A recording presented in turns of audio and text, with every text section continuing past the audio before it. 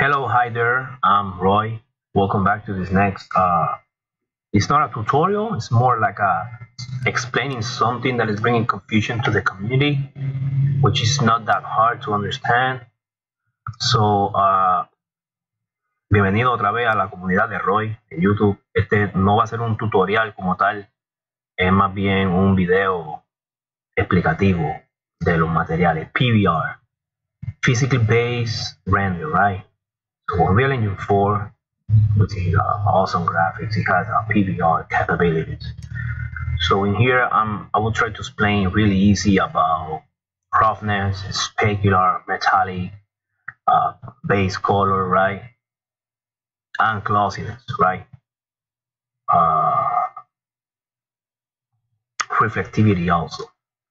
So in here I have this UE4 sampler static mesh with 4 different instances of a PBR based material, right? I just have color and then a few nodes, just base color and then metallic, specular, roughness, and ambient occlusion. There is no texture applied to it. This is just to explain the basics, right? You don't make this happen, just plug and play one vector parameter, right? This is just for teaching purpose, right? Also the ambient occlusion, right? So I have made up 4 instances based on this material. So in here you can see this object right here has just the base color and the ambient occlusion, right? With so if I got the roughness to 0, most likely nothing happened, right? If I go back again to 1, which is the maximum, it stays the same, right? Because you have the ambient occlusion. But check it out. If I got the ambient occlusion to 0.1, you see what happened? All right. Why it went almost black? Why? Right? Now it's black, completely black, right? Because ambient occlusion is like how lights bounce, right? So if I go 1, which is the maximum, it will give me the full color of the object, right? Which you don't need roughness because by standard is rough already, right? So this is the if I change color, it looks matte, right? It looks matte. See?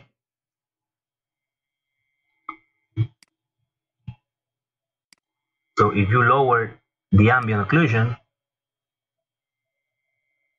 you could set something like opacity, but Unreal Engine doesn't look this as opacity, right? Opacity is another thing to speak about it, right? So la oclusión del ambiente, si no hay luz, no lo ves. If there's no light, then it's black, right? If there's light, if you turn on the light, then you can see it, right? So see this ambient occlusion as playing with how lights affects the object, right? Ambient occlusion. So 1, I mean, you can have 16, but nothing's gonna happen, right? Because 1 is the maximum. All right. And also with the roughness, right? Okay. So let's go back to the original color, right? All right. So now in here I have full specular. Let me open this one. So in here I have ambient occlusion and full specular. And you see, oh, why specular have reflectivity? Because it should have 100% specular means reflectivity, right? It's not just gloss. You see that light point right there? Specular is not just for that. Specular means also reflectivity, right?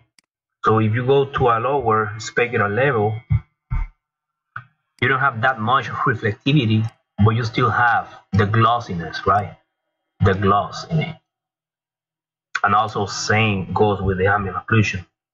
If you have less ambient occlusion, but you have the specular, you see, you have less light affecting the object, but because we have light in the environment, we see the reflection of the environment because we have light in the environment, right? All right, so that's the specular, right?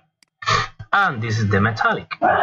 This is the metallic value, 100% metallic, right? All right.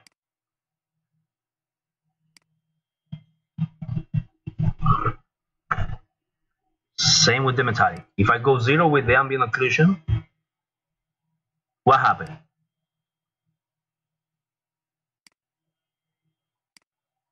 Right here. Same as the other ones. Black, because there is no light affecting the object. I'm telling the engine, I don't want light to affect this object. So if there's no light lining affecting the object, then you won't have the object. It will go pitch black, right? But because it's metallic and we have light in the environment, you could see some reflection going on because we have light in the environment, right? All right. So that's the metallic. Now, if you need an object to have reflection, you don't need to use the metallic value. It's a waste of time, it's a waste of resources. Let me explain why. If I have this, right, which I won't alter these materials, you have metallic, specular, and roughness, right, which is the standard one. So in here I have a sampler one to play with it. All right, so what happened? Let's just make this one same as his brother, right? All right. So what happens when you go pitch black, like in color, not in ambient occlusion, in color, right? Let's go black. We have metallic on, right? Let's go black. What happened? All right. All right.